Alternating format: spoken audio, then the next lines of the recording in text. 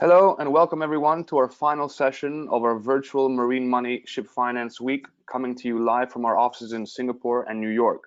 Although we would have loved to be with you in person, in times like these, we have no other choice but to resume our networking and intelligence sharing online. Before I introduce the topic of session 6 and our speakers, I would like to first of all thank all of our partner and corporate sponsors and supporters of our virtual Marine Money Ship Finance Week. I'm your host, Andrew Oates, and today I'm very happy to introduce our first presenter, Nick Owens, who is CEO at Idwal. And Nick will present on inspecting ships in a COVID world, staying on top of safety and technical issues. Nick? Thank you, Andrew.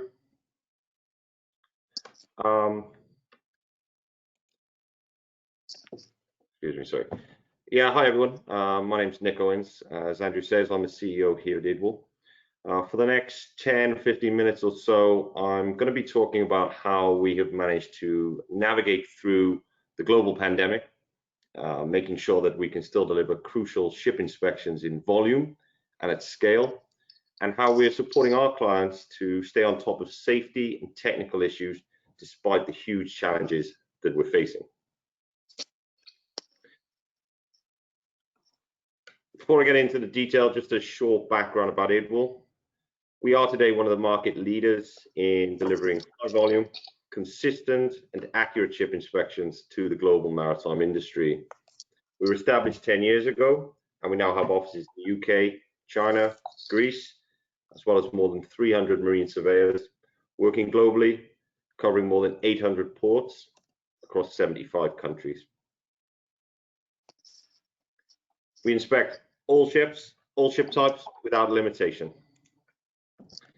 Now, the last few months have been no doubt a challenge for us all. And like many, we have needed to adapt to this new world and evolve our services to support our clients and to sustain our own business. The world is undoubtedly different. We're in uncharted waters. And due to the global travel shutdown and the restricted movement of people, owners can no longer send their technical superintendents to their ships like they used to. Ports and terminals are restricting the number of visitors who can board ships. Statutory authorities are reaching the limit of extensions that they can grant. Crew are stuck, many ships. Tensions are rising. And from what we observe, standards are most certainly in danger of slipping.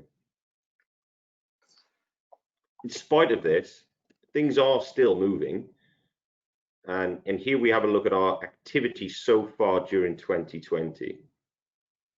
Since the COVID-19 outbreak in January, Idwal has completed more than 830 ship inspections globally. It's more than 3 every day. And these inspections are very much spread across the globe. And they show that with the right local resource and protocols in place, critical safety and technical inspections are still very much possible. In the face of adversity and working closely with our clients, we have conducted over 120 inspections in China, more than 90 inspections in Singapore, more than 60 inspections in the United States. And in addition, we've managed to execute 16 dry docking projects for our clients across China, Turkey, Bulgaria, and Indonesia. What has developed from this situation is that we've become very much an extension and a part of our owners' technical departments. Where they're unable to travel, they're able to rely upon us to step in and support them. As a result, we've seen a huge increase in inspections from ship owners and managers. If you look at this chart shown here in the turquoise green, by contrast, we've seen a marked reduction in transactional inspections from our banking and finance clients, although there are some signs of a post-summer recovery. Now, this is a significant shift in for our business and is evidence of not only an increasing reliance by many owners on trusted partners like us, but also as a reminder of the reduction in overall transactional activity across the market this year due to the COVID outbreak. So what is our COVID response? This is a phrase that we've used quite a lot in our business over the last few months. What have we done to make sure that we can continue to inspect ships and continue to support our clients? Our COVID response has focused on three key areas. Number one, adapting our core service and changing how we approach inspections. Number two, product development, working towards the use of remote tools. And number three, implementing COVID mitigating protocols for all surveyors in order to minimize onboard infection risk. Like everyone, we've had to adapt our service. We've made and continue to make fundamental changes to the process we follow for inspecting ships. And we focus heavily on the use of data and implementing a process which seeks to minimize time and contact on board the ship whilst generating the same result. In the pre-inspection phase, we now gather much more data in advance of the inspection. This data is used to inform the surveyor and to minimize the ultimate inspection time required on board. All of our checklists, our frameworks, our inspection processes are dynamic and allow the surveyor to be very quick and minimize involvement from the crew whilst on board. And finally, our reports, generated quickly, efficiently from a platform using the data provided both by the surveyor and by the managers in advance of the inspection. In addition, we've also been working heavily on our own product development roadmap. And in particular, we've been focusing on developing solutions for remote inspections and assessments, which are very much in their infancy and still face challenges with global application today. And we've worked heavily on something which we call pre-sale inspections. This is a new approach to selling ships with a reduced risk of COVID at the forefront of the concept. And I'll come on to explain a little bit more about pre-sale inspections shortly.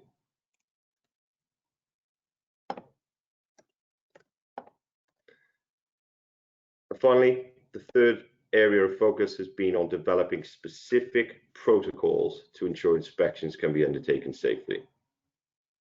Many of us are now familiar with minimum standards of PPE, face masks, and so on. We've adopted these into the business right at the beginning of the outbreak. We follow local guidelines and we rely upon our 300-strong surveyor network to give us intelligence about what's happening on the ground locally so that we can adhere to the most recent, most up-to-date local guidance. We have a standard surveyor self-declaration form, which we've been using since February in order to declare virus-free, recent travel, recent location of the surveyor. We have PCR and temperature testing now almost as standard in advance of most inspections globally where available. We observe social distancing. As I mentioned earlier, we spend a lot of time on pre-inspection data collection. Our surveyors carry their own food, their own water. They don't eat on board. They don't socialize with the crew. They never stay on board. And they have with them COVID-19 safety kit. Our focus is on reducing the risks for crew and surveyors in order to make sure that the inspections can still continue. So just take a step back for a moment and discuss remote surveying. I mentioned it earlier. In our view, there is no substitute for boots on deck. Remote surveys cannot replace physical surveys in the long term, but they can provide a valuable additional validation tool and contribute to a blended approach to surveying. Remote assessments and inspections are not perfect. We know this. It's a developing and evolving technology, and the industry has made great strides forward in the use of remote tools over the past 6 months. But there are some obvious challenges. With the hardware, there are blind spots with access to tanks, ballast tanks, void spaces. Some terminals may restrict the use of certain hardware, tanker terminals, for example. and there can be connectivity issues when trying to remotely stream live videos from ship to shore. But most importantly for us, it's impossible to assess cultural issues on board with respect to safety, welfare, and other softer aspects of a surveyor's role. Remote tools provide no option for surveyors to assist crew with training, guidance, and support which might be needed. These, for us at least, are critical functions of the surveying process, and they cannot be replicated yet by remote applications. Looking at our second area, product development, I mentioned it earlier, the concept of a pre-sale inspection. In S&P transactions recently, we've worked with a number of sellers to reverse the normal process for selling ships. Instead of sellers inviting multiple buyers to send their surveyors on board ships which are marketed for sale, we've seen a huge increase in sellers commissioning a single seller's inspection, which is then distributed to all interested buyers in exchange for a small fee. This process reduces the number of people on board, minimizes infection risk, it alleviates the burden placed on crew and master by having multiple surveyors crawling all over the ship, and ultimately creates a single impartial inspection report which can be relied upon rather than multiple biased inspection reports from multiple buyers. This creates a fair and level S&P playing field and a very useful hands-off process for ship owners. This service has been extremely successful in several recent S&P transactions and is a great example of how owners are adapting their mentality to cope with this new COVID world and continuing to make transactions happen.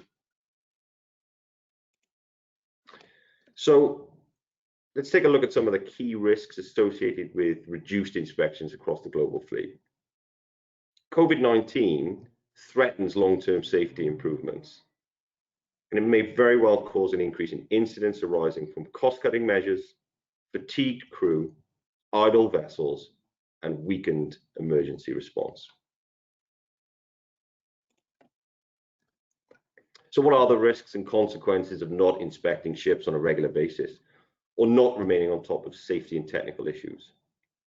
Well, rising OPEX and CAPEX due to maintenance backlogs. There's an increased risk of potential port stay control deficiencies and detentions. Unreported structural defects, which perhaps are not being reported or monitored as effectively by class. There's an increased risk of accidents for multiple reasons. Higher risk of breakdowns and reliability issues, and a potential increase in losses and claims. So, to conclude, global travel restrictions are here to stay. At Idwal, we firmly believe it will be a long time until we're able to travel freely as we once were. Ship owners must consider what their COVID response is. Critical inspections and safety issues simply cannot be deferred indefinitely. And we must collaborate with our trusted global partners to implement new methods of facilitating the inspection of ships. And finally, where we can, we should leverage data and technology solutions to enhance remote surveying tools.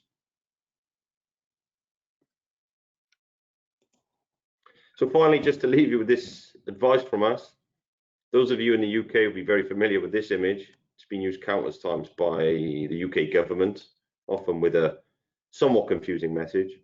So from all at Idwal, stay safe, inspect ships, and improve safety. And thank you very much.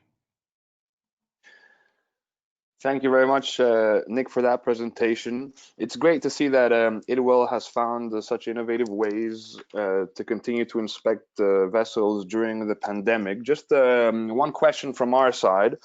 Do you think that some, if not all, of the new ways of inspecting vessels that you've pioneered at Idwal will continue even in a post-COVID environment? Yeah, that's a good question. Andrew, I think so. I think there's definitely a watershed here and an opportunity for us to move forward with some of the technologies that we all knew about and we all had around us to some extent. I think COVID has just expedited the need for us to kind of implement a lot of that. We very much believe that, you know, a blended use of physical and, you know, advanced data and remote tools can bring about a very, very effective survey regime going forward. So yeah, I think in answer to your question, absolutely. I think these things are here to stay, and for a large part, a lot of them are indeed positives that we can take from this really, really, really difficult situation that we're all in. That's great. Thanks, Nick.